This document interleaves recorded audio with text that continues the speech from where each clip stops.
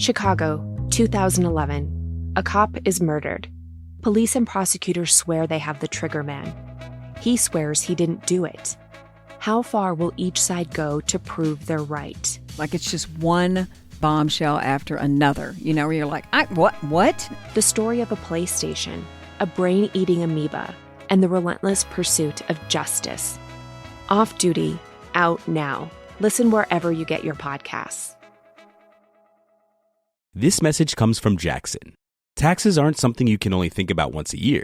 With investments, planning for tax day is year-round. Fortunately, Jackson offers tax-efficient products. Visit jackson.com for more information on how our products can make your tax bill a little bit less painful. Jackson is short for Jackson Financial Incorporated, Jackson National Life Insurance Company, Lansing, Michigan, and Jackson National Life Insurance Company of New York, Purchase, New York.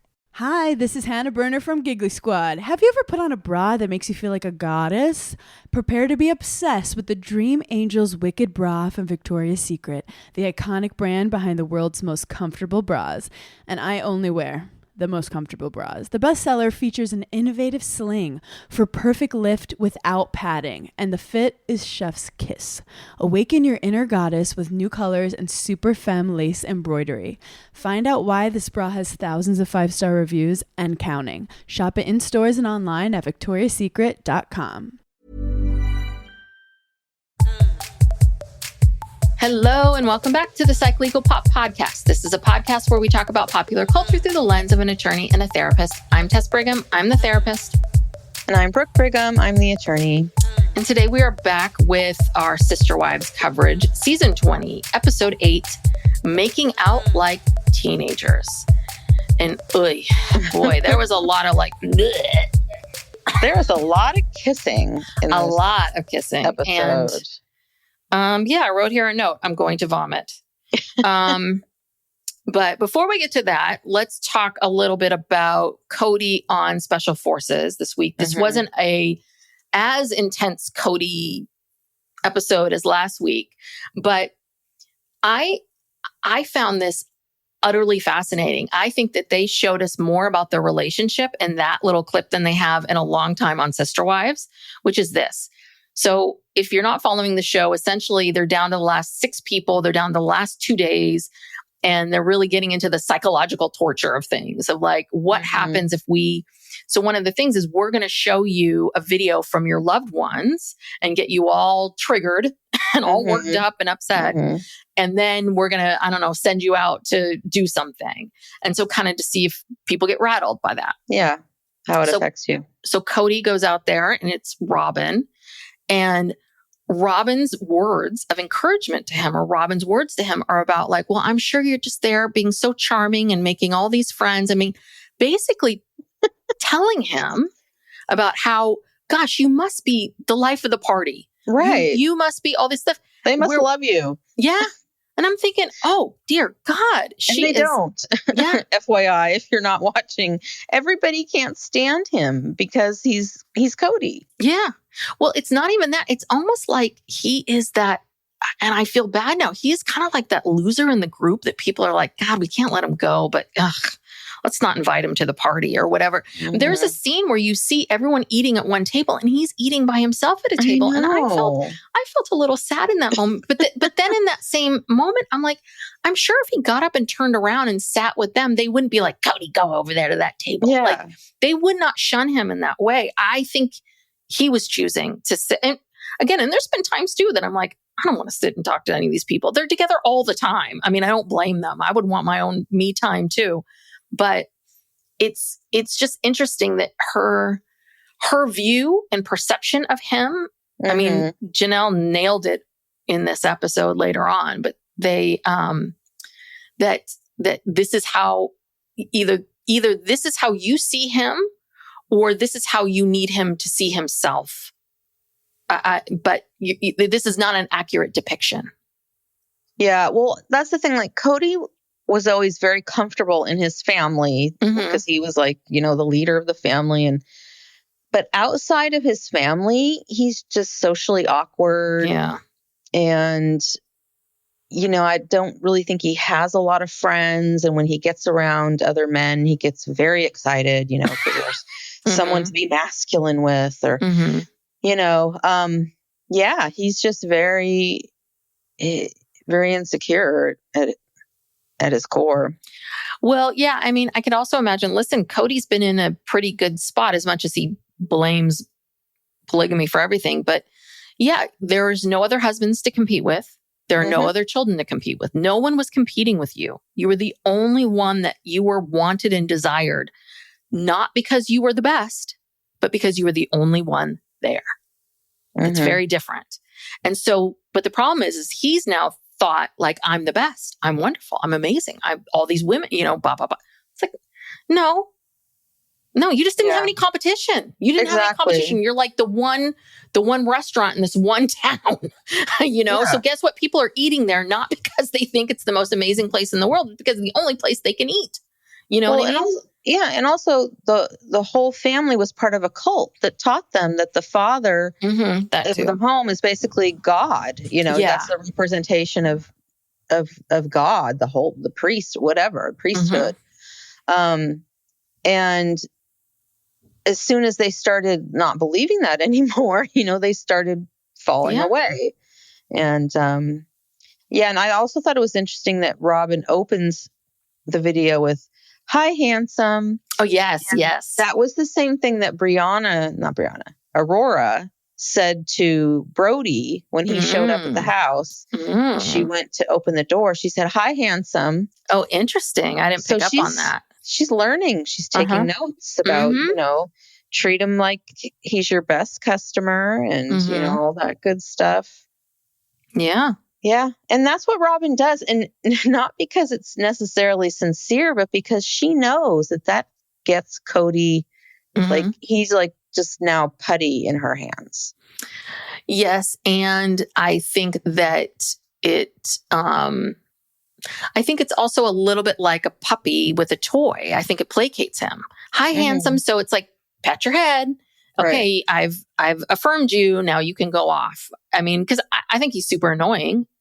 I mean, as we've seen from the show, I think that he's probably gets in her way and bugs her and all this. I really do think that a lot of this is, what do I need to say to this guy to get him to just be happy and leave? So, and I don't think that's necessarily, to be kind to your partner, I don't think that's bad, but it's really interesting how her perception of how he is doing is so radically different than how he's really doing. And nobody else's loved ones were talking about, how other people are seeing them and perceiving them. Everybody else is talking about, you can do this, you're strong. Right. We believe in you, we're here, blah, blah, blah. We love you, can't wait to see you. Which is normal stuff. Versus, you must be so special, you must be loved, you must be having a great time. It's like, no, guess what? No. So their big mission this time, they had to do this one whole thing where they just made them like lift tires up and down hills and just to torture them. The video. So at the end of the video, Kody kind of breaks down. He starts crying, and the what do you call those guys? Staff. The staff. They're watching this and commenting on it, and they're like, "Oh wow! Like, do you think that's real?" And they all are like, "Yeah, I do. I think that's really real." And they do comment later that they are really amazed at the amount of stuff that Kody can, I think they said, absorb or take in, because it's true. Like every person on this show has had multiple moments where they're just like, I can't go on. I can't do this. I've yet to see Kody get to that point at all. True. He doesn't doubt himself. He just goes forward. He even tries to encourage other people sometimes. But yeah, it really is something given his age and that, he's competing against like football players in their 30s. Yeah. I mean, I give him a lot of credit for that. And this is the other thing too, is I do feel like the tears are real. And but the problem is that he really doesn't know what he's crying about. Like he's so, he's just, that's what's so frustrating about him is that there's tons of tears and there's tons of sadness, but there's no accountability. And we'll talk about this in this episode. Like everything is someone else's fault. Everything, even when he thinks that he's taking ownership of things, it's never quite the complete ownership of it. So I don't know. I don't know if that's Robyn's influence or what, but yeah, I mean, he is, he's the only one that hasn't wanted to quit a million times. Yeah. I do give him a lot of credit for that. And I think he went into this thinking, I'm going to make it. I'm going to do it. Yeah. I'm not going to die, which is actually the kind of attitude that they want them to have, which is you know, and it's like anything else. You know, like when I was giving birth to Max, Steve was like, God, you're really pushing there. And I'm like, yeah, this is the only way this is going to end, is to get him out of me. Do you know what I mean? When it's like, this is it. Yeah. This has to happen. This just has to happen. So that determination, I give him that. I do. And I do think that he is a hard worker and some of these other things. I just think that he just needs therapy. He's so delusional and he just needs a lot of therapy. He does. Yeah. He's just, Robyn, he thinks Robyn's such a great partner for him. And I don't think she is not allowing you to grow. She's keeping you stuck. No, like she does to her kids. She infantilizes everyone, including Kody. Exactly. That's a great way. That's a great way of seeing it. Like you think that she's helping you and encouraging you, but at the same time, she's keeping you stuck because she is not reflecting back how you are impacting other people. Mm-hmm. So, yeah. But so they had to lug tires up and down a hill. And then the second one is they do this mission where there's 6 people left. So 2 groups of 3, Alpha and Bravo company. And so they have this whole thing where they have to go in and find clues to get to the person that they have to rescue. And sure enough, I don't know why they keep putting Kody on these Kody should be with one other guy and a woman. Like there's 3 men, 3 women. And it's just a little bit like they keep putting Kody on these all female teams, but he won't listen to them. He won't. Right. Well, I think that's why they do it. They know it's going to drama. Yeah. And he is there with Sean Johnson East. I keep wanting to say West. And who is obviously, she'd be a great leader. Like, why don't you just let her lead? But he cannot handle letting someone else lead. And so he keeps getting into the same problem over and over and over again of just not keeping his mouth shut and trusting. And even if he doesn't think it's the best idea, just kind of because I'm sorry, in these missions, someone has to take charge. Right. Not everyone can have a goddamn opinion. Well, and because he thinks he knows more than these young women. Yeah.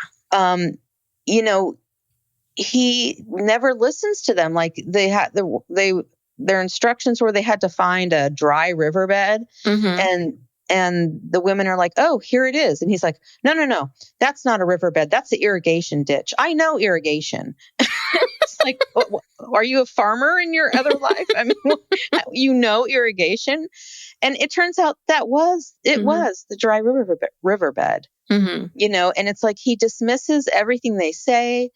And then they're just bickering. And that's the thing in the real world, they'd be dead in 2 minutes. Yeah. If you cannot let the leader lead and, but at the same, and the leader won't listen to anything anyone has to say, that's how you get killed in these situations. Yeah.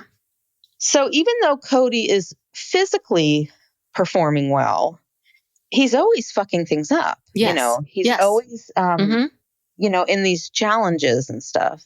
Because he makes it to the top of the mountain with the tire chains and all that kind of stuff, the physical stuff he can do. But yeah, that one was a disaster. Well, and the things that are just him, I just need to get these tires up the hill. Right. It's these other things that are a little bit more complicated and that he's really struggling with. Like he just cannot. It's the same thing. We see it where they ask, because he's like the latrine person or whatever now. Same thing. All the staff's making fun of him because they're like 14 and he just comes running like a golden retriever puppy. Yeah. He is like a golden retriever puppy. Like, I gotta get there. I gotta get there. I gotta get there. I mean, it's uncomfortable. And that's all. Every time I see on Sister Wives, I see Flagstaff or Kody and Robyn's house, I get a pit in my stomach. I start to become really uncomfortable because I know I'm going to have to watch Kody and his insecurities. And it's like, God, this is sad. I mean, it just makes me uncomfortable. It just feels like, oh. And this is the opposite of what people want to see on reality television. We don't want to see you perform. Mm-hmm. We know when you're performing. So stop, but he can't stop. He can't stop. But I think that is him. I mean, maybe it is. I don't know. Yeah. I find it so deeply, deeply uncomfortable. Maybe it's just me. There's certain like comedians, and I don't know if you know that comedian. There's a new show on HBO called The Chair Company with Tim Robinson, and he's like another one. If people know who he is, they know exactly what I'm talking about. Like Nathan for You. Nathan, what's his name? Oh God. He had this show called The Rehearsal. He's just another one where there are these certain comedians where their whole bit is to just make people uncomfortable until you kind of get to this level of discomfort. And it's funny and clever in many ways, but I can't even watch those shows. Like I'm so uncomfortable. Yeah. So it's a lot. Anyway. Yeah. Okay. Anything else about Special Forces before we... Not really. Okay. Still a good show. Yeah, Still I'm enjoying it. So next week is the finale of Special Forces. Oh, it is? Yeah, I think so. That's the sense I got. Well, because they're only this was only day 8, right? There's only 10 days. Right. Total. But isn't every episode a day? One day? Oh, maybe. I guess maybe. So maybe there's 2 more. I got the sense from the ending of last time that this was the last one, but I could be wrong. I don't know. So, yeah. Anywho, well, let's go to, like I said, we got to go to Flagstaff. We got to go to Kody and Robyn's house. And, it's time for Robyn to be Kody's beautiful or lovely, says it in different ways, lovely assistant. Yeah, Robyn claims that she came up with that name. But I remember on past episodes, Christine talking about, that they had been calling him, he'd been doing that for a long time, before Robyn came along. Yeah. Well, right now, this is just their foreplay. This is what I've decided. The lovely assistant game. Lovely assistant is like foreplay for whatever's, for the magic act that he's going to perform later on. Right. I don't know. Well, the walls have come down. They are now being so, it started a few episodes ago, but it's really intensifying. They are now fully embracing flirting, sexual tension, all of it, kissing. They're just doing it all. So do you believe this is how they've always been? At home together, yeah. You think they've always been like this? This has been their banter. Yeah, they just never did it when filming or around the other wives. But that is played out. They kind of have reinvented themselves. They have a new storyline, and they're moving on. And they even say that it's a little bit later when they're talking about their new castle. Which is what they call their new home. Yeah. It's a dream. It's a castle. Yeah, it is. It is. It's very contradictory to what Robyn. I mean, it's a little interesting because Robyn's the one that's been holding on to the property and all this other stuff. It's like, but you have this new dream. So which dream is it? Do you know what I mean? It's like some things are. You guys don't track very well because you're and when talking did all over the place. Yeah, when did this new dream start? When did you start planning this? And when did you give? I mean, that was all an act about how she was so sad about giving up the dream of. And they talk about that in this episode with the kids. No one cares. No one cares. But then this whole thing where we see him, he's like gluing something, caulking something on the fireplace to create more of a place to put things. Now, I had to pause. I paused.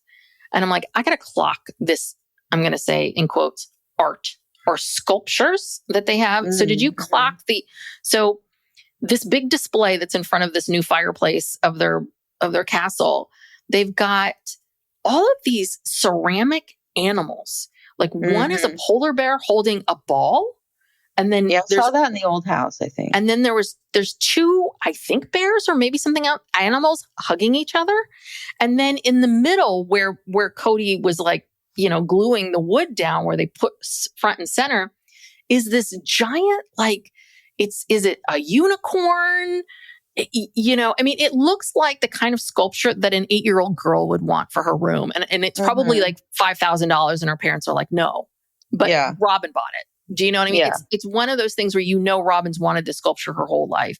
It's like, are these real animals or fake animals? It's the ugliest thing and so tacky. So tacky and childlike. Really childlike. Do you know what I mean? Like who? Yeah. Two bears hugging? Yeah. In a sculpture? Their taste in art is horrible. And then I also noticed on the mantle it almost looked like a card or an announcement of some sort, but it's like a picture of Kody and Robyn, and it's got a bunch of writing on it that's real small, but then on the top it says "Love you forever." Mm-hmm. It's like, what is this? Like, it was weird. Again, I think like teenagers. Yes. Like the title, absolutely. The title of this episode. They are like teenagers. They're But are they or are they not? Is this, are they really? Is this real? And again, I think that Kody is so, I don't know. I don't know how real this is. I find it hard to believe they've been married 10 years, 15 years. How long have they been married now? Well, Saul is like 13 or okay. So 15 years, 14, like about 15 years. I mean, 16. Yeah. It's just a little bit like, it's the performative, we're so in love. It's like 15 years into a marriage, okay, you're in love and happy, all that stuff, but you're not banging on the kitchen floor. It's just a little bit like, what are you two doing? That's the part. Maybe they are. Maybe they are. Be careful with what you wish for. Oh God. They couldn't be. They got kids all around. They go to school, don't they? I mean, what are Brianna and Aurora doing? They're in college. They can come and go. They better get their school schedules. Well, they know their class schedule, because Robyn probably makes it for them. Yeah. Anyway. So, and then Kody has to go into this whole thing about like how he needs Robyn's approval. When you have your wife there, you need your wife and her approval. It's like, you didn't ever want anyone's approval before, but okay. And then Kody kisses Robyn, and then they go into this whole thing about how he is, because of his beard or his mustache and beard, he's all prickly and poking her. He's poking her. And I was like waiting for this double entendre joke to come, but no, it didn't. So she is like, I don't like it. And so she wants him to shave. And he's like, well, if I shave, will we be making out like teenagers? Yeah, will I get more kisses? Will I get more kisses? It's like, okay. Well, and also too, like, they now are really manufacturing scenes. I mean, they always have, but I mean, these are now it's like another level. Like this whole shaving of the mustache thing was kind of other level. Well, and hold on. And so we were talking about the show yesterday, and you have this theory about the fact that you think this is the final season. And I really, the more I was watching this, I mean, I could be wrong, but I really think like, no. I think Robyn and Kody are like, we have this house now. Mm-hmm. I think they're far more worried about this mortgage than they're letting on. I think these two are like, oh crap, we've got to start doing shit. We've got to start coming up with stuff. And I bet you they've workshopped all of these things. That's why I think they're very committed to the show. They are, but the other people aren't. Because, I mean, there's just all these signs that what's left to do or talk, like clearly Janelle is not enthused about this at all. She could give two shits. She's focused on, Tata Farms and her new house and all that kind of stuff. And then Christine says in a later scene, she's talking with David about spending money and shopping and stuff. And she says, what's going to happen when we only have David's income to rely on? David says that. Or David says that. David said that. And it's like, well, whoa. I mean, that's basically admitting that, I mean, maybe she's talking about far in the future. I don't know. Because he wrote down that she's going to be off the show. Well, this is what I wrote down. He said, what happens down the road when we rely only on my income? So that could be listen, again, we can sit here and interpret what down the road means. Do you know what I mean? It could be very, very soon. I think this is David's way of saying like, hey, stop spending like a reality star. You're spending like someone who thinks that this job's going to go on and on and on. But again, I think that Meri and Janelle and Christine, no matter how they feel about the show, know that they need the show to do anything else. I mean, I'm sorry, Janelle's launching this coaching business. Janelle, you got to stay on the show to get the coaching business rolling. Like, no, you've got Lulu, she's got LuLaRoe, Mary's got LuLaRoe. I mean, like they all have things that they need to keep selling and they need to be on TV to sell them. I'm sorry. So I don't think they're ever going to want to go. But also too, like, I was also saying that, the only way that this family has any chance, the only way that the adult children have any chance of mending their relationship with Kody is if the show stops. Because otherwise, whatever they do is going to end up on the show and they'll be going to be talked about on the show. And they don't want that. Like, no one wants to really be on the show except in passing. They don't want. And it's just, and the constant watching each other, videos of each other, talking about each other, it's not healthy. No. I think it's one of those things where, and sometimes in life you need, it's that person that breaks up with you and you realize, oh, thank God they did.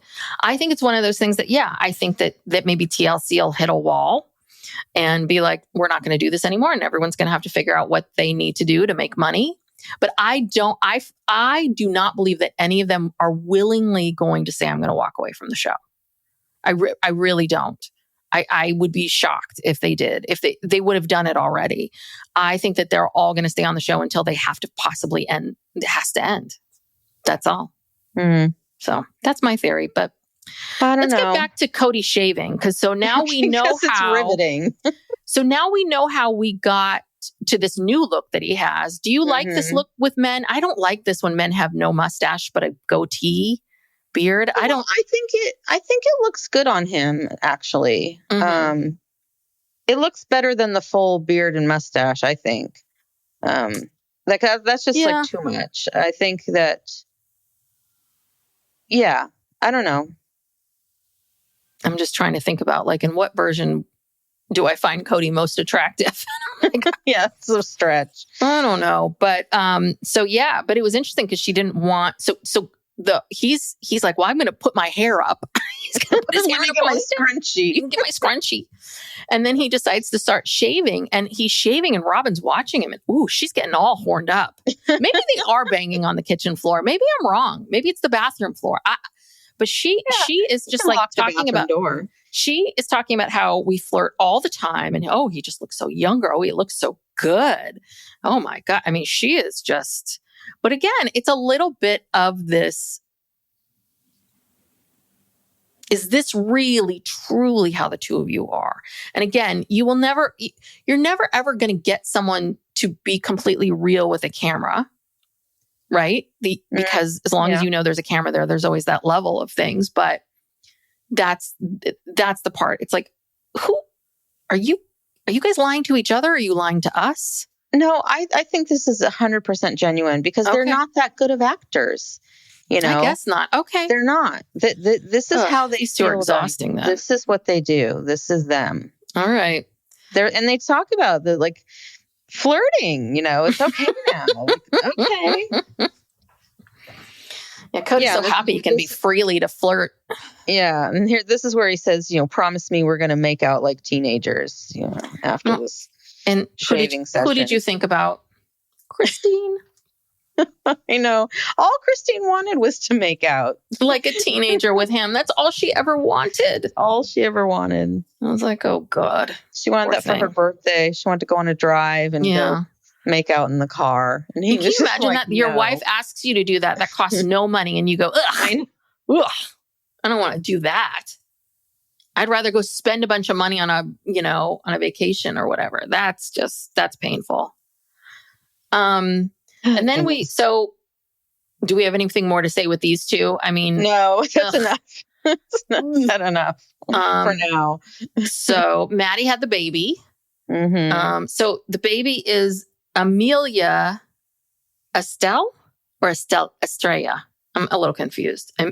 Emilia, but they call her Millie. I think the middle name's... It's supposed to be Star. Estella. Estelle. So Emilia Estelle. Emilia Estella. So Millie. And yeah, she, sounds like this is her fourth kid. So she labored for a while and then went into the hospital and boom, had the baby. And then they're back home the next day. So boom, boom, boom. Well, congratulations. Done. Yeah. So you can tell that Christine's a little upset that she's not there, but she's going to go after, she said. Mm-hmm. But yes, we must go to Salt Lake City to see Christine and David because Christine's making a diaper cake for... Now, I was just going to say, like, that diaper cake, unless you truly are going to use cloth diapers... It seems like kind of a waste. Yeah, I was trying to figure out if those were cloth or if they were like disposable. Because then I'm thinking, well, that's just a pain in the ass if they're disposable for the mother. Like every time you need a diaper, you have to go back to the cake and unroll it. And I mean, it's a cute idea, but it's a little bit like, I don't know. It's not the best use of materials. No. Well, yeah, because one of David's children, I guess, having a baby, and then there's maybe another one. She's talking about how she has multiple diaper cakes to make. Yes. And next to the diaper cake is like a stack of Amazon boxes that she's going to get in trouble for now. Because, this is when David says, that, what's going to happen when, they're going to have to, she's going to have to stop spending like this. Well, I think he's also, my guess is, I don't know how much he is. I mean, I'm assuming he's still actively working, but I think he's probably also like, we need to curb our lifestyle now if we ever want to, I think he's probably like, if I'd like to retire, like, what are we doing here? So I don't think he was crazy for asking it, but I think, again, it brings up something really interesting, which is talking about how she talked about how she had no money those early years. She couldn't buy, there were years where she wasn't getting her kids any Christmas gifts or anything at all. And so she said there were so many years where I had nothing for my kids that now it feels nice, I could imagine, to be able to provide for the kids. And I think that my other thought is, I think now that she's with David, my guess is she's spending money more freely because I think she feels like she has a lot more freedom. Like it's not all on her and she's not having to fight with Kody about what she's buying or not buying or worried about where it's going. So I'm sure she is spending money. Yeah. And then she talks about, she goes into about debt for college and Kody was really anti going into debt for college. But Christine is saying that, she wants to help truly wants to go to college. And I guess she's inferring that she might have to take out a loan for that, which David doesn't seem too into either. But it's like, well, Truly deserves to go to college. Like, why, everyone else got to go. So, well, also, we don't even know what Truly's going to do yet. What she might go to a state school. She might it might not be what you have to take loans out. Right. Tuition may be really cheap. Like, we don't know yet. Yeah. But yeah, I'm with Christine on this. And I think she probably also feels a lot of guilt around Truly and everything Truly's been through. So, because this has all been hardest, I think, because Truly's been the rag, the rag that's been shoved around, pulled and pushed everywhere. But then clock this where Christine's like, well, talking about when they were all together, everyone put the same amount of money into the account. Kody was more in charge of where it went. And then people took out different amounts. Like, okay. Well, how could everyone put in the same amount? That's what I was wondering too. Christine I'm like, how does that wasn't work? Working as much as Janelle, or I think she was talking about the show. Oh, the show money. I think that's what she was talking about. But I was surprised she was so diplomatic about it. I'm like, I thought we were in our mad era of the money. But she did say that she said she didn't like to talk to Kody about money because it pit in her stomach. And I'm sure it was because he was such a jerk. And every time you talked about him, if you tightwad, yeah. Well, and also I bet you anytime if you said something wrong, he'd be like, "That's it, I'm leaving. I'm going to Robyn's or I'm going somewhere else." Like I bet you anything he would punish you. So, totally. But she's very happy with David because it's a partnership. So we're seeing like a different side of David now. You know, David's feeling very comfortable, and yeah, and David's he's got a lot of opinions, and I don't know, the last few episodes it almost feels like he's kind of not lecturing Christine, but I mean, maybe he always talked to her like this. We just didn't see it. I don't know. I don't know. I think that I think David's been out there living in the real world. And I think Christine's been living somewhere else. And I think it's layers of things, right? It's the being part of this cult family, and then it's being in polygamy for so long and being in that world, and then being on a TV show, and then that weirdness. And I think all the things that what he's really trying to bring up to her is like, you have a weird relationship with money and you need to kind of figure this out, really, because you had no money, so there was nothing. Then you started getting money and you didn't know where it was going. And now you can see where all the money is. And now you're just spending it. And I don't know. Yeah. I'm a David apologist. I just kind of feel like David, I think David's a little bit of, no, what are you doing? Like, we got to get this together. It didn't take much for, to lift the bar for Christine because, she came from so low, such a low bar where her life was so terrible. And then she left, and we were also proud of her for that. And so we're like, go, Christine. But you're right. She has not been living in the real world. And I think the way he's doing it, I mean, I don't know, someone else might have a different opinion, but I think that he's not coming at her saying, why are you spending all this money, blah, blah, blah. He's kind of like, well, we do need to talk about what's going to happen when, like we're on one income. I mean, I don't think he's asking for too much. He wasn't like, return all this shit, Yeah. He was just, and I don't think she even spent that much money, really. I don't know. But apparently more boxes are coming. Psych Legal Pop. We'll be back after these messages. Chicago, 2011. A cop is murdered. Police and prosecutors swear they have the trigger man. He swears he didn't do it.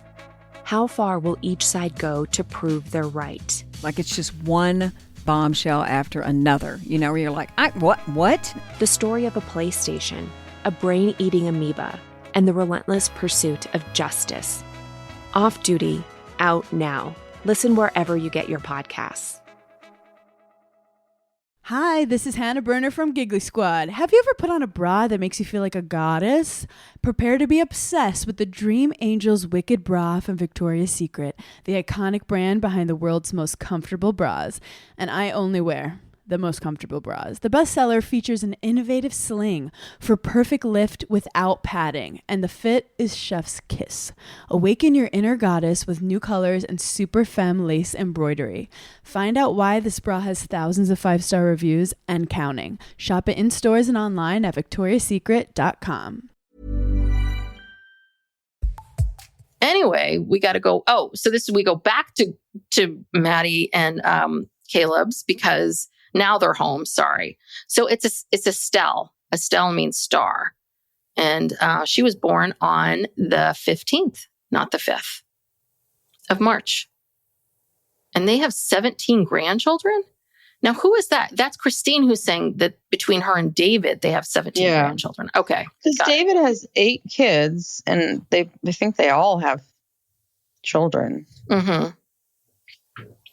Yeah, this is where I wrote, Christina's hurt that she's not there. All right. Well, now we got to go back to Flagstaff. Oh, dear God. Oh, Robyn's in the pantry. Oh, my God. This pantry was what a hoarder pantry. I mean, just, you know what? Don't buy any more chips till you've eaten all these other chips. I mean, it's just like bags and bags. And she's trying to blame it on the kids, that the kids, leave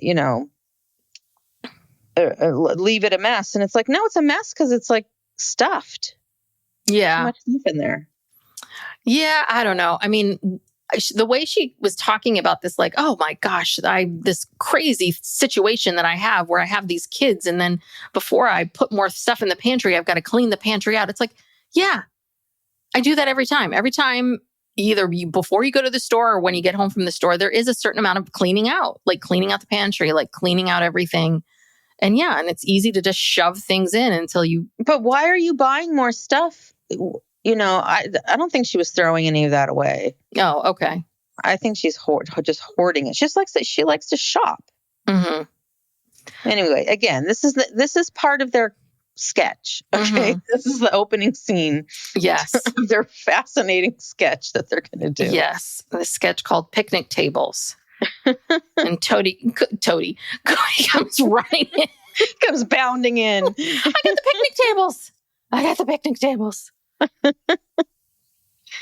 And she's like, oh, like, why?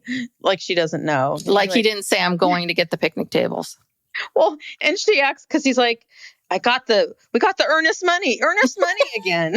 This has come up again. We got the earnest money. The offer is clear. And she's like, what? Huh? Like she's trying to act like she's surprised, like she didn't know all this, She's like, oh my gosh. Yeah. So yeah, I guess he went in and got those picnic tables because God forbid everyone would be clamoring for them. Like, yeah, before anyone else can get them. Oh no, even though the other two people that don't even live in Flagstaff, they don't even live, like, do you really think Janelle or Meri are going to be fighting you about those stupid picnic tables? Neither of them live there. And they don't want that. But, and then we got the scene that poor Brianna, they got to wake her up and be like, oh, she looked miserable. Yeah. Can you move something for us? At least Robyn was helping. First, I was like, if she does not help them at all, I'm going to be pissed. Yeah, because I think it was the week before when they were moving some big heavy table that was really heavy. Yeah. And they had to get both the girls and Kody. And Kody wanted to just drop it over the side of the deck. Yeah, I think this is when they were moving out of that other house. I think this is when they were moving into their castle. Yeah. And he's like, well, I think we should just do it over the railing. And both Brianna and Aurora were like, no. And then they're like, well, let's take the legs off. We can take the legs off. And Cody's like, no. They end up taking the legs off. Yeah. I mean, he doesn't listen. Again, just hello, special forces. Mm-hmm. Kody doesn't listen to women. No, he does not. No, he doesn't. He does not think women know better than him. Mm-hmm. Not even his own precious daughters. Yeah. So, anyway. God, it must be so hard to be right all the time, Kody. It must be so hard for the male population to be right about every single thing all the time. Mm-hmm. But my God, they are, because look at our world right now. It's so great because men are making all these decisions. Yes, we have men doing unspeakable things. Oh, don't even get me started. Yeah, and then having women placate it and make it okay. That Megyn Kelly thing. Really. Anyway. Yeah. So then in the same clothes, so this is the same day, I guess. Yes. In the same clothes, they go to Coyote Pass to just sit there and film a scene. And Cody's saying, Coyote Pass is closure on Flagstaff. Mm-hmm. The last thing about the separation, the breakup, this idea where we're selling Coyote Pass is like a tragic manifestation of the failure of many, many, many dreams. I see it now as the final chapter of closing what was my former life. Okay. And then they both say that they find solace. Now we're back at the castle. Yeah. We're now back at the castle and they're admiring it. We're seeing pictures of it, talking about how it's a dream for them.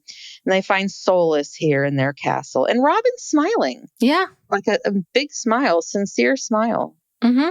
So I don't know. It was kind of like that speech makes me feel like, it's closing the final chapter of my former life. That makes you think that this might be the end. Yeah, but maybe. I don't know. Yeah, the show is called Sister Wives. Yeah, and he's saying that was my former life. That chapter's over, and everyone else has done the same. Mm-hmm. Every single one of these people doesn't want to see the others again. It's like they're making them get together one final time on the property to film for content, but none of these people ever want to see each other, except for maybe Janelle and Christine, ever again. Yeah. So I don't know. I just find it so fascinating that Robyn was so upset about this whole Coyote Pass thing and the dissolution of the end of the family, but somehow was able to find this home in a new dream, all while lamenting the other dream. I mean, It's a little bit like, okay, we got two parallel things happening here. Right. Like you're upset about this one thing, but all the while you're looking at homes, buying a home, financing it. Exactly. All right. Exactly. We got to go to Meri's house. So Meri is, I guess, there's all this construction happening. She is gutting the house or gutting. I didn't understand if she meant she was just gutting the kitchen or if she's gutting the whole house. But it looks like she's switching things up. I thought it was going to be everything. She was saying that she's not adding on anything, just a new awning, but the rest of the house, the inside, is total remodel. Yes. So, and Meri's got someone new to talk to, Amber. Jen has to get back to her children and her husband. She has a life. And we've met this Amber before. I feel like we've met Amber. And so she's now, Amber's there. So, because for someone, Meri has to go back to that same living room and bring things out and talk to her. And so Meri says, I'm going to the property. She tells us, like, I heard about the sale from Justin and, Amber asks about Robyn and, how I guess Meri says. So these are things that we don't know about or haven't been filmed, because at first when Meri was saying her last interaction with Robyn was weird and hard, I assumed it would be when she gave her that horrible journal as Meri was trying to move. But I was like, oh no. And then they started indicating something else. I'm like, oh no, there's been some other conversation. There's been some other stuff going on that we don't know about that is just coming out now. Yeah. And there's some conflicting stories here. Yes. It's basically Robyn's word against Meri's, because Robyn is trying to claim that she fought for Meri because I guess Kody, not her and Kody, but only Kody, they didn't want to give her a quarter of the property. They wanted to give her something less, I guess. And I think Meri might have even been fighting for a third of it. Because Robyn and Kody should be considered like one. Which is true. Because I mean, it really is, because the whole concept was he's just a floater, And so if there's 3 wives left, then and he chooses to go be with this one wife. It's true.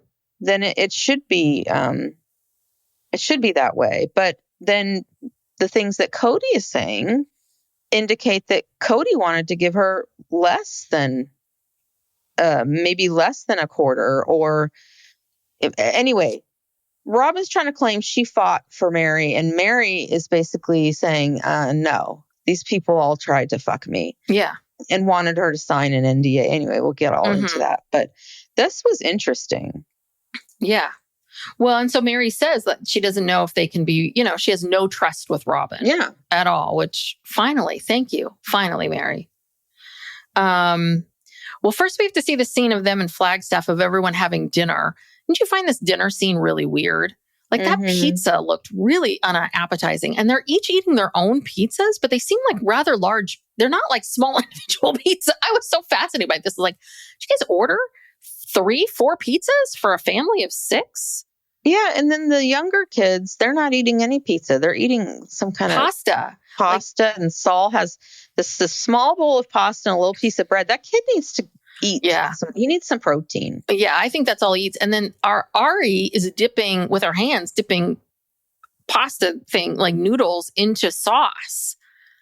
I don't know what's going on there. But yeah, but they're each eating, like Aurora's eating this pizza that has like so much prosciutto on it. It just seemed like weird lunch meat or something. Like, what is on this? And then I understand the arugula one. I get that, but it was like the thinnest crust. It just did not look appetizing at all. I was just like, oh, none of this looks good. And then Robyn says when they first start eating, she's like, hey, let's eat at the table. And it's like, well, where do you normally eat? Does normally everyone just get their food and go to their separate rooms or something? Who knows? Maybe. Yeah, tonight let's eat at the table.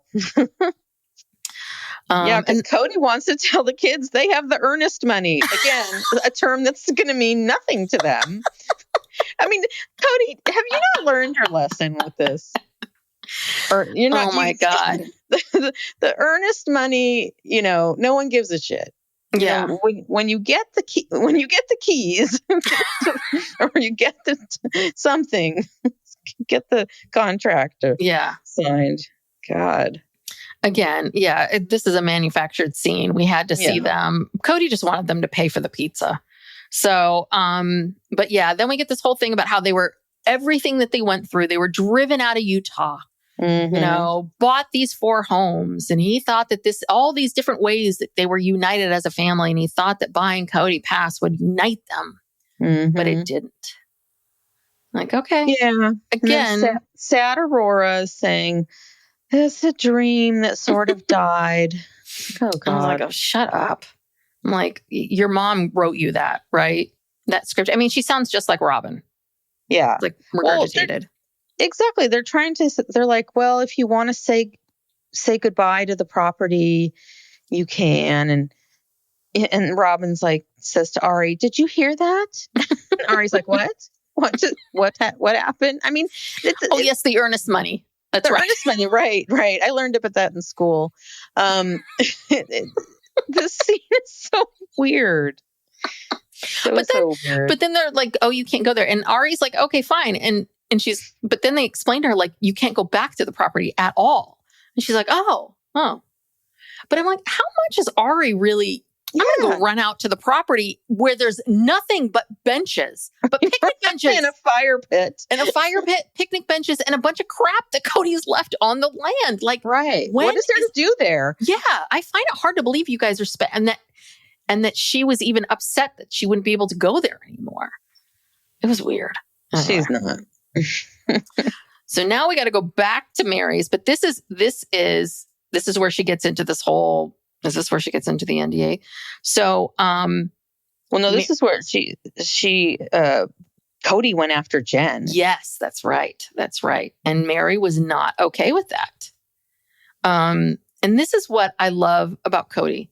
He's like, I see Jen as a nemesis. I'm like, I love these people that tell me like, oh, this person's my nemesis. I'm like, you're not a supervillain. Like, you're not a superhero. Nemesis? You have a nemesis. Really? Like, talk about self-important. This is my nemesis. Because Jen, she encouraged Meri to leave him. Back in Vegas. I'm like, uh-huh. So, but first he was like, I think that Jen really encouraged Meri to leave. And my first thought was, you told everybody on camera you didn't think you were married to her anymore. Yeah. So, okay. And then she's like, well, even back in Vegas. And I'm like, oh yeah, I think probably he should have left you then. Yeah. He was icing you out then. That's where it started. Yeah, you don't like Jen because she was telling Meri the truth and not leading her on the way you were constantly. Because maybe Meri would have not gone to Flagstaff, Yeah. Well, if you hadn't lied to her and said this is gonna be a new beginning for you. Yes. Well, he's so upset that Jen is encouraging her to empty our bank account and run away. It's like, yeah, okay. I mean, that's the part about it that bugs him the most is the money. You take all my money and then leave and stop earning money to give me.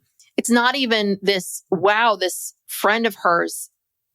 There's no sense of that. It's just, she says things that I don't like, so she's my nemesis. Like, oh God, you're so basic. So we're in Flagstaff again because Janelle is there because she's going to go see her friends is it Historic Brewing at the brewing company? She has no voice. She's not sick, but she can't talk. And then we're there to see two of her friends, two people that I do not think would ever be Janelle's friends. No. Christina and Angela. They're nothing like her. Yes. Nothing like her. Either one of them. No, Janelle has no friends in Flagstaff, apparently. I mean, who are these people? They're probably two Plexus people who happen to live. You're right. I bet, yes. That I could believe. That I would believe. Yes. Yeah. That I could see. Because we've never heard of these people. And then, of course, they have to ask her about her dating life and what's going on. And, again, I'm with you on the fact that we've got these storylines have to end. It's very, very insulting on so many levels that we keep going to Janelle and trying to get her to that somehow having a man in her life is somehow so important. It's like, and she's telling people constantly, she's like, she just wants someone easy. She wants someone low maintenance. The opposite, basically, she's saying the opposite of Kody. But what she's really saying is that I'm not going to I'm tired. I'm not putting any more time and energy into this. If I'm supposed to be with someone again, that person will show up in whatever form they show up. Might be a man, might be a woman. Who knows? That person's going to show up. Yeah, no, it's like, why can't we just let her be? Yeah, let her be single. Let her enjoy her life, do what she wants to do, start her new ventures. Yeah, it is insulting because they've basically made that the butt of every joke. Yes. Every episode. It's like, well, are you dating? Are you on the apps? Farmers only, it's like, stop. Well, and leave her alone. We need to stop doing this to people, period. We needed to stop this decades ago. But in the world that we live in today, it is really short-sighted, right? It's the same thing that we talked about before about asking women, when are you going to have babies? Right. Or what's going on? Just this assumption that this is all women want or there might not be something else going on that you don't want to share. So, but this is where she talks about how they're equally yoked. They feed each other. And she says, sometimes you get power by giving power. And I was like, oh, Janelle, you nailed that, because that is my theory. Has always been, this is what Robyn, she zeroed in. I think she likes Kody. I think she does, but she really was very intentional on, I'm going to get power by giving him power. And she fed his ego and she kissed his ass and she told him how wonderful he is. And she told him, when he would complain about other wives, oh, that's not safe, Kody. That's not good. Oh, no, I wouldn't do that, And she trained her kids to be that way towards him also. Yeah. And she talks about this helpless person that she really, Robyn figured out that this is what got him off, was being this helpless victim. And she was, okay, great. So this is what she's going to be. So he can be the hero all the time. It's like, all right, you nailed that, Janelle. So. Okay. Well, there's so many topics in this episode, because who knew we'd be talking about wrestling mats? Oh, God.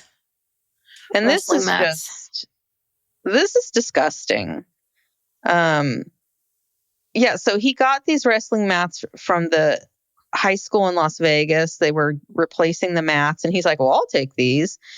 And you know how old these things must be? And they smell, And Meri says they always had wrestling mats in Lehigh. Janelle had them on her kitchen floor and put the table on top of it. And then they would move the table. Kody would move the table to wrestle with the boys. Mm-hmm. In the kitchen. Yeah.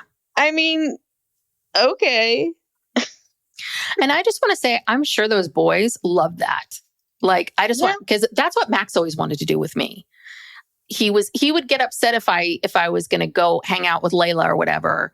And he heard about our Laylas and our special days. And I'm like, well, do you want to have a special day with me, Max? And he's like, yes. And I said, well, what do you want to do? He's like, I want to wrestle. Just wrestle all day. So I think that's where a lot of them have a lot of warm memories of Kody. Because I'm sure it was fun to wrestle with their dad and all of that. But yeah. And so we have to watch Kody clean these wrestling mats with vinegar. And I mean, I don't know. There's Robyn with her flowered top and white sweater. I'm like, where are you going? Where are you going? She always looks like she's about to sign like a loan or something. I mean, where are you going in these outfits? Yeah, she's in permanent business casual wear. But this is casual Friday because she's wearing jeans. But she doesn't, so she can wear jeans, but she just still feels like I need to wear this flowered top and cardigan. She doesn't have her black slacks. She has her black jeans. Yes. So, dressing down. Well, this was all interesting where Kody's asking Robyn about how she feels about seeing everyone at Coyote Pass. And he says something to her like, well, you're worried I won't be able to behave. Again, I think this is true. And but what I think this is that, yes, but she is telling him this behavior of his, she's not being truthful with him about how he's coming across. I think what she's doing is, oh, Kody, you're such a bad boy. She's feeding it. Like she comes in and claims that like, oh, this should have been so simple, you know, and she sort of puts herself up as the hero of this situation.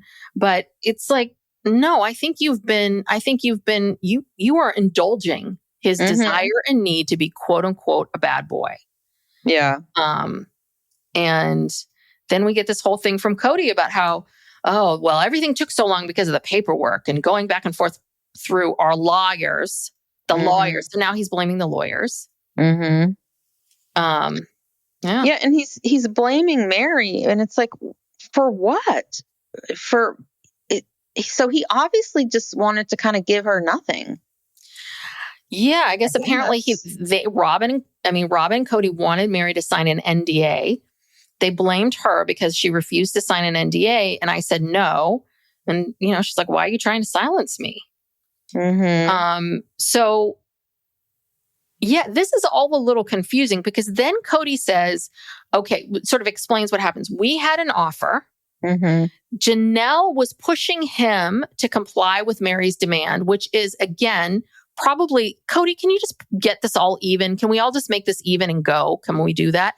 Or maybe the demand was the fact that Kody shouldn't be counted as a person. Maybe Janelle and Meri were on the same side of like, no, this should be divided by 3. I still don't understand whose side. But Kody then admits to us, again, this is back to, you should not be saying these things. You should not be saying this at all because none of this is good, which is how, you know, I was almost at a place where I want to go to Janelle and do a backdoor deal with her. And then he says, sell this out from under the other 2. And I'm like, what other 2 are you talking about? Yeah.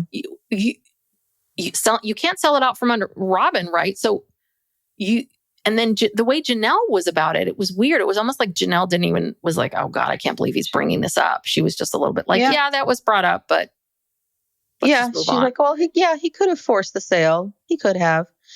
But so it's unclear to me if this was all happening because the last week they were talking about how they were going to sign quit claim deeds. So they all had, equal interests and so they could sell it. Now it makes it sound like they haven't signed those deeds yet. Yeah. And he's they got the offer. And so they were talking about, oh yeah, well, we have to do the deeds, but they can't agree on what the deeds should be. They can't agree on the percentages.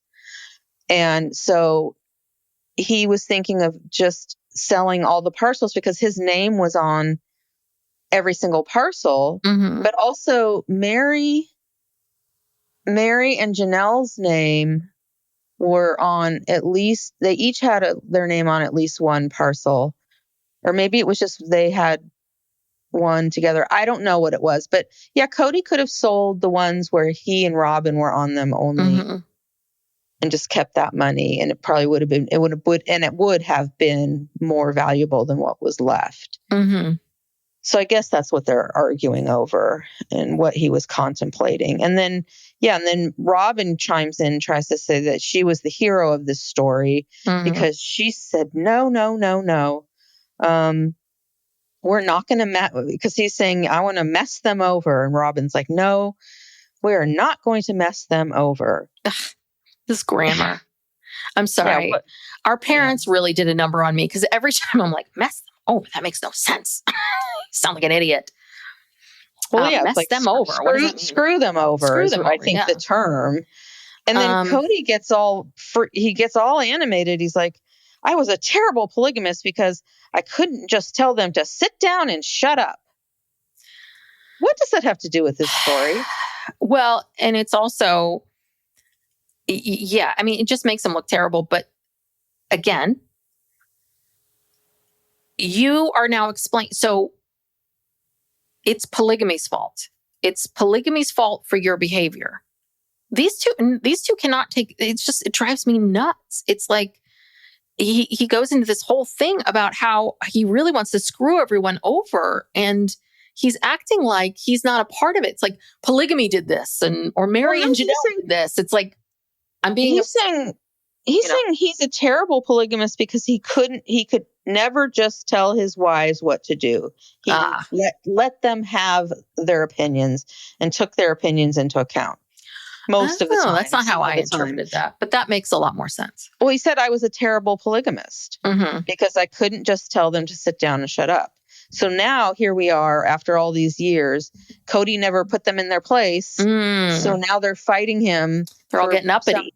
They're getting uppity, and he doesn't like that, even though they just want their equal share. But, he doesn't see it that way. He thinks he's the one who did so much for the property. What did he do for the property? Like, put all that shit out there. I don't know. He thinks he should get more for whatever reason. I don't know. Well, because it's the ego. He thinks that his pain is greater than anyone else's pain, that his sorrow is deeper than anyone else's sorrow. It's like, Kody, everyone worked hard. Everyone worked hard. So therefore, everyone should have an equal share. Except for Robyn. She didn't do shit. But yeah, and so this is when Kody gets into this section about how, about how he wanted to be so mean, but Robyn looked at him and was like, well, who are you? And so now we have to go back to this story, which is, but Robyn looks at me with such specialness and with such love, and she values me and sees me and puts me up on this pedestal that I now, that sort of made me check my behavior. And so it what that does is a couple different things. It makes Robyn look like this savior, this hero of all of this. And then Kody then can tell us, like, Robyn told me she fell in love with me because I was this benevolent family man. And where are you? Nothing like, so he says how he sums this all up. He says, there's nothing like the woman you love making you feel like it's time for me to become a better man. That's so dramatic. It's so dramatic. It's like, no. Because Robyn loves me so much, and because she's such a good and wonderful person, and because she's a good person and she loves me, therefore that makes me a good person, even though I'm talking about wanting to screw these women over who have done nothing to me. And, but now I have to make sure that you all know she loves me, and her love is so good that it makes me a better man. I'm like, and then I just looked at them and they were both wearing gloves. Stupid fucking gloves. Maybe they were moving things. But he was, because he's always wearing gloves. Then I looked over, I'm like, Robyn's wearing gloves too. Again, I think this is another foreplay thing. I think this is part of their glove play. Get your gloves on. We're going to move some shit. Move some stuff. And then, I don't know. We're going to play whatever game it is, mover. And what was the first game I was talking about? Oh, no, that's right. Assistant, lovely assistant. Yeah. Lovely assistant / mover. That's their thing.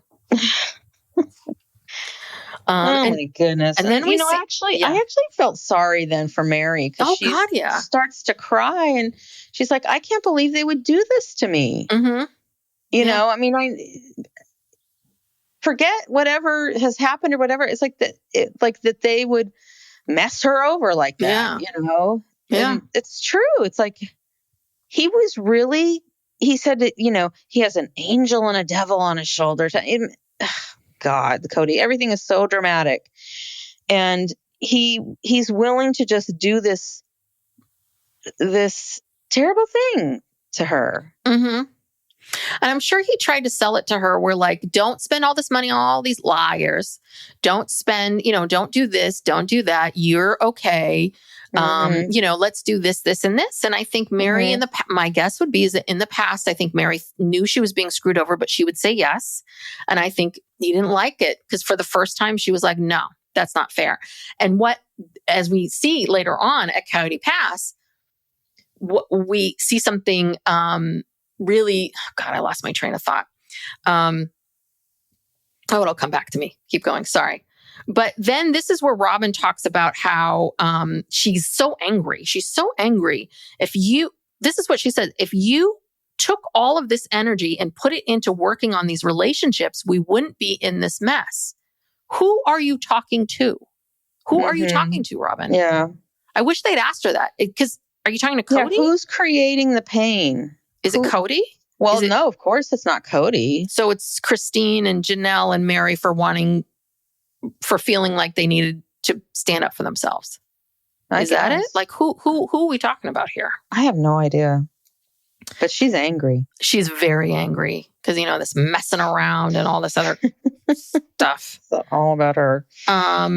Yeah. Okay, Robyn. And so then, of course, we have a commercial break and we have ominous music. Gray clouds parting. We see a car being driven, a big giant car. It's Janelle. Janelle's there. She parks. And then another car, Meri gets there and she parks. And then they both get out of the car and start talking to each other. And of course, Robyn and Kody are late. And they're so annoyed because I guess they're with the real estate agent or the real estate agent's coming separately. I can't. He's coming separately, I think. So now. And there's no purpose to this except for television. It's so dumb. And they know that. And the energy reflects that. Yeah. I mean, Janelle, well, first of all, Janelle's wearing a Tata Farms t-shirt and a short sleeve t-shirt and a vest. And like capri pants. Freezing outside. Yeah. So, she and Meri, like it was funny. Meri goes to hug Janelle and Janelle kind of gives her a side hug. She shifts her body. She does not want a full hug, Meri. And they're waiting. And then they just decide to get back in their cars. Yeah. Because it's cold out now. But they don't want to talk to each other. Well, that too. They didn't want to talk to each other. They could have gotten back into one car and just kept talking. Yeah, but I guess they didn't want to have a conversation. They each want to be in their own car and probably look at their phones. And okay, fine. So I want to say there's this one thing that happens here that this is such a classic issue that is truly what gets people not in trouble, but it's this whole thing where when Kody and Robyn get to the property, they pull up and they see both Meri and Janelle in their cars. And they both have this attitude of, they're both in their cars. And they assume, Robyn assumes that it's a message because Robyn says earlier, it would be great if everyone seemed open. So her whole thing is, I hope everyone seems open. She gets there. They both get there. They see that both of them are in their cars. And she says, they're not open or they don't want to interact. They don't want to talk. Yeah. And it's like, no, Robyn, they were cold. This is what people do. They walk in, they see a situation, they assume they know what happened. You don't know shit. They were fine. They got cold and got in their cars. You're absolutely wrong. But and that's the thing. It's like, there's the first thought. And then in the drug and alcohol world, we talk about like the second thought. Because a lot of times when you're an addict, the first thought is, I need to use. I can't handle this. I need to use. Or the world is against me, so I need to use. And it's sort of like, okay, fine. That's the first thought. What's the second thought? Well, what's the second thought? And it's a very classic, like for Robyn, for all of her counseling and all this stuff that she seems to know about people and human behavior, this is a real basic one, which is what else could be true? Yeah. And it's like, I was just like, it's like a self-fulfilling prophecy. Yes. Like that's what they're expecting. And so then that's what they get. But if anyone wants a little tip, that's my tip for the day, which is don't assume. Like this is a perfect example of something where we saw exactly why they got in their cars and it had nothing to do with any of it. So sometimes you're not always right. You got to be curious. That's all I got to say about that. Yeah. So that's it. It's a standoff. So next time, the standoff continues, and they show Robyn saying that she hates girl games. So again, she thinks they're playing games with her. I assume she's still talking about this. Meri and Janelle, and Janelle goes to New Orleans. Yes. With again these friends, who knows who they are. Yeah. And then Kody says, the knife of the father is never out of the heart of his children. And Robyn says, when I see Kody being rejected by his kids, I see myself. And I'm like, huh? I think being rejected by... I think she's referring to Dayton? No. I think she's referring to being rejected by... because she had to hide the fact that stepdaddy Paul, wasn't there some weirdness with the family and she couldn't admit that this was really her dad? But she says, when I see Kody being rejected by his kids, I see myself. So she sees herself as being rejected by her kids. I don't think it's think it's the father. Okay. I think it's about her own family situation. It could be, but I think that I think she's making a big leap. I hear what you're saying. That would be the leap that you would think that you would give an example of a time where you were rejected by your children.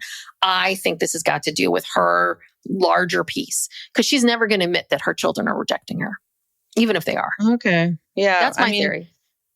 I could be wrong. Okay. And then did you see this? Did you see this last thing where it's like in memory of Angela? Yeah. And that's the girl that was one of Janelle's friends. I know. I'm like, what is happening here? Like, that was so weird. I'm like, could we have a little bit more context here? Just got to know Angela, We just met her. Met her. Janelle just met her. Not that long ago. She just went down the Plexus list. Who is closest to Flagstaff? Yeah. But that was weird. That was very weird. All right. Well, all right. That was it. What an episode. What a show. Well, we don't know. We don't know if this show is going to end in the next couple of weeks, or this is going to be, another 10 years. 2 more years, 3 more years. So who knows? Or there's going to be a spinoff, a Kody and Robyn in their castle spinoff. Oh my God. Would you watch that, Kody and Robyn in the castle? Of course I would. I'd at least watch, the first few episodes, see what's happening there. Oh God, now we're trapped in a new show. Oh no. Well, thank you so much. If you're all still here an hour and a half or plus later, thank you for being here. Thank you for listening to us. If you enjoy us and enjoy what we have to say, please go check out our Patreon. You get all these shows ad-free. We do a weekly bonus where we talk a little bit more about our own lives and, hot topics, things that are happening in the news, pop culture news. We do for our $8 tier, we do an exclusive true crime once a month and an Ask Us Anything. So you can ask us legal questions or therapy questions. So go check us out on Patreon. You can, if you have not already, please subscribe to the podcast, share it with a friend, leave us a 5-star rating and review. Those do help us, or follow us on social media at PsychoLegalPop.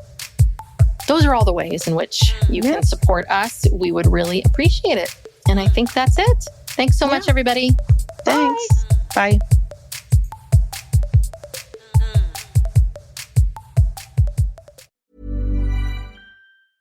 This message comes from Jackson. Taxes aren't something you can only think about once a year. With investments, planning for tax day is year-round. Fortunately, Jackson offers tax-efficient products. Visit jackson.com for more information on how our products can make your tax bill a little bit less painful. Jackson is short for Jackson Financial Incorporated, Jackson National Life Insurance Company, Lansing, Michigan, and Jackson National Life Insurance Company of New York, Purchase, New York.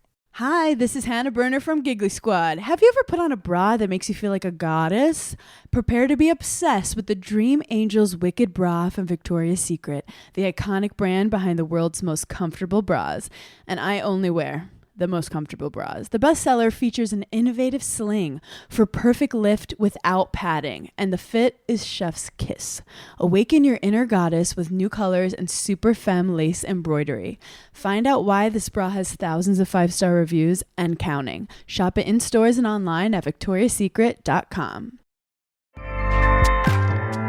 Acast powers the world's best podcasts. Here's a show that we recommend. Hi, I'm Pace Case. And I'm Bachelor Clues. We host Game of Roses, the world's best reality TV podcast. We're covering every show in reality TV at the highest level possible.